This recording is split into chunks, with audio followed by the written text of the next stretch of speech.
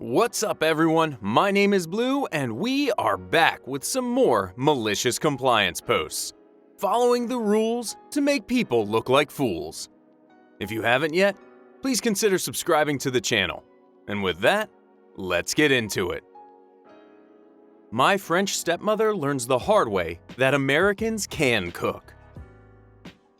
This happened today, and my brother and I are still laughing about it. Except Gabrielle, said stepmother, and Dad, who is embarrassed.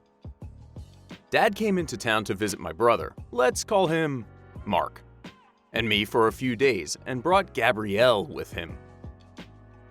Gabrielle has her good traits, but she does have this one really nasty trait. She is notoriously picky and critical when it comes to food. You know the stereotypical snooty and rude French character in movies and books who always complains that this is not how it is done in France? She's this way when it comes to food. Going out to eat with her is embarrassing. She constantly sends back food, is insistent on food being made a certain way, and always demands certain things done a certain way. One time, she asked the waiter to bring some mustard to the table. Not 2 minutes later, she called him back because the mustard is old. Bring us a new unopened butter. More than once, I've had to apologize to the waitstaff on my family's behalf and told the manager that I will vouch for them should Gabrielle leave a bad review on their site. She's made waiters and managers cry. She's that bad. Honestly, I have no idea why Dad puts up with her when she does that, even though I know he's just as embarrassed as Mark and I are. We can only chalk it up to Gabrielle having a magical hoo-ha. When they got here yesterday, for some reason, they insisted they wanted to go out to dinner. Dad recommended our new favorite diner, which is known for its breakfasts at any time of the day. We live close to a major interstate, and the saying about truckers knowing all the best diners and holes in the wall in all 50 states and then some is true. It's a greasy spoon in every sense of the word. Right out of the 1950s, every leather booth filled with truckers or locals, waitresses who automatically know their regulars' orders by heart and don't put up with crap from anyone, a bustling kitchen, and while spotless, is just worn enough to let you know many people have been there. In other words, it has character. It may not look like a 5-star restaurant, but it has some of the best breakfasts you're ever going to eat. I was hesitant to take Gabrielle there, if only because I didn't want to ruin the staff's day. Mark and I have been there enough times that the waitstaff and cooks know us. However, Dad wanted Gabrielle to experience a true American classic and was offering to pay. So off we reluctantly went. Luckily, we got there during a not really busy time, so I told Dad to find a parking spot and I would go in to get us a table. The reason I did this was so I could warn the staff about Gabrielle and apologize in advance for anything she did. Fortunately, our usual waitress, let's call her Mary, thanked me for the warning and warned the rest of the staff. We go in, get our booth, and Gabrielle tries pulling her usual stunts. I won't go into everything she did because we'll be here forever, but I'll leave a highlight reel. Gabrielle sent Mary back 3 times with the coffee because, in order, it was too cold, it was too hot, and not enough cream. Finally, Mary, who doesn't let anybody push her around, just slapped the coffee pot on the table along with the cream and sugar and told Gabrielle to make do because she wasn't going back to get her damn coffee. This made Mark and me chuckle and Gabrielle steam. While waiting, and probably still stewing from Mary's little comeback with the coffee, Gabrielle decided to accost Stephanie, who had just started, and tell her to get some fresh biscuits. Not ask, tell.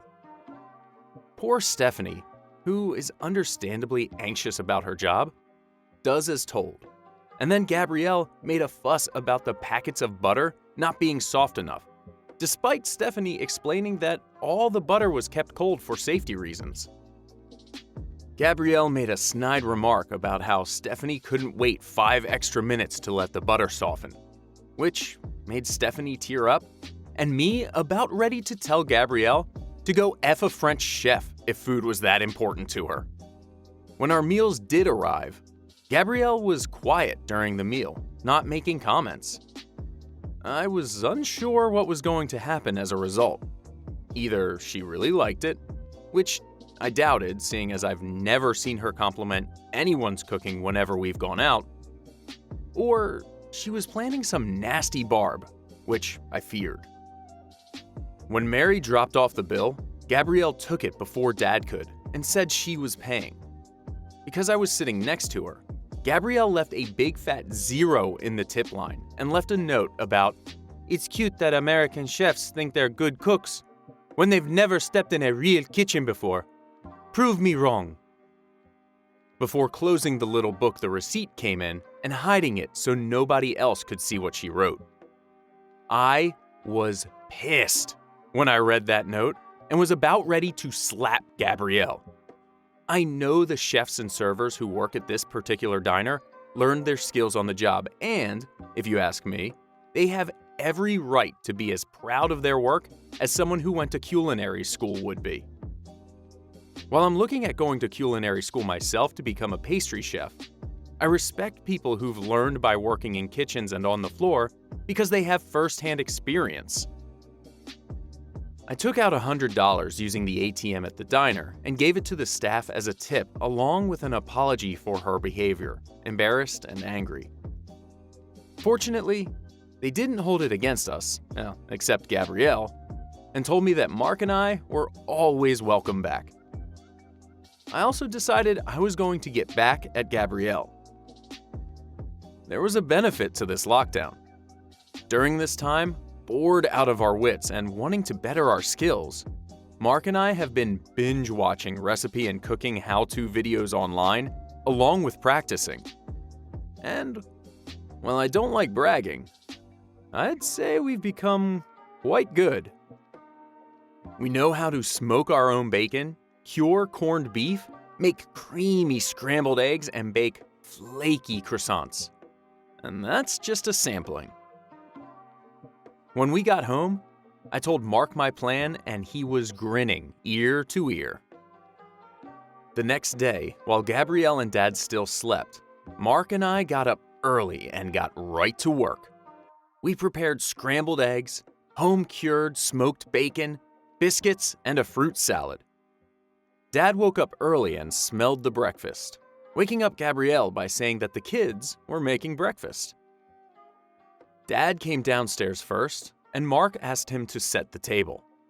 Gabrielle came down as we were finishing up, and she sits down, not offering to help. While Gabrielle commented about how it smells just like a restaurant she went to in France and couldn't wait to taste everything, Mark and I served Dad and our plates before putting everything back. Gabrielle looked at us, confused. I looked at her. "Oh, I thought you were going to a French cafe for breakfast," I said. "You did write on the receipt at the diner that you thought it was cute Americans think they're good cooks if they haven't set foot in a real kitchen, and you wanted someone to prove you wrong." Dad looked at Gabrielle, his eyes wide as all the color drained from Gabrielle's face. "You wrote what?" "Well, hop to it," I said, sitting down. "Enjoy your French breakfast with your French chefs." Gabrielle's face reddened before she left. I don't know if she was embarrassed or angry, but we were able to have a nice breakfast without any of Gabrielle's complaining. She did come back after getting breakfast and has been nice and quiet all day. Hopefully, she's learned her lesson and Dad grows a backbone. There's never any excuse for being rude to the waitstaff. I don't care, even if you're getting bad service. Like, everyone's allowed to have a bad day. Calm down. And especially leaving that note on a check. Man, diners should have bouncers just for that situation. Toss her out. And that's all the time we have today for these malicious compliance stories. If you liked any of the stories, make sure to click that like button and subscribe so you don't miss out on any future stories. Thanks for listening, everyone. Catch you later.